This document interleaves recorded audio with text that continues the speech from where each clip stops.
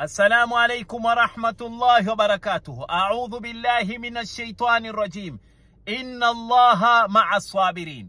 Mwenyezi Mungu Subhanahu wa Ta'ala yuwatupa msimamo wake akisema kwamba siku zote atakuwa na wale wenye kusubiri katika mitihani yake hapa duniani. Moja katika naswaha namba 3 tulionayo ni mfano wa Nabii Ayuba alayhi salam. Katika top 3 wanadamu walioonjwa kwa mitihani ya magonjwa, Nabii Ayub number 1. Kwa muda wa miaka 18 yuko kitandani, kila kitu ni hapo hapo. Wanahistoria watuambia farafadhahu albaid walqarib, wale walio karibu naye walimkimbia, akabaki mke wake na jamaa zake wawili wanaume peke yake.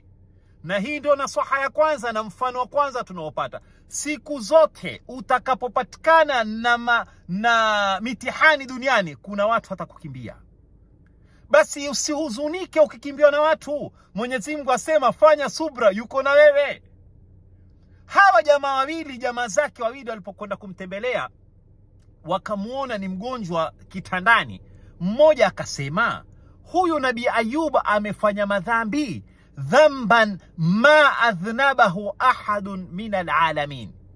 Madhambi alionayo ni makubwa sana. Mwenyezi Mungu hajampoza mpaka dakika leo miaka 18. Yaonekana amefanya madhambi makubwa sana. Hapa tupata nasaha ya pili. Siku zote unapopatikana na mtihani duniani, basi ujue kuna khairi ndani yake. Usiwe na sui dhanni na Mwenyezi Mungu. Kila mtihani kuna mazuri yanakuja mbele yake. Tuweni na subra kwenye mitihani ya Mwenyezi Mungu. Wassalamu alaikum.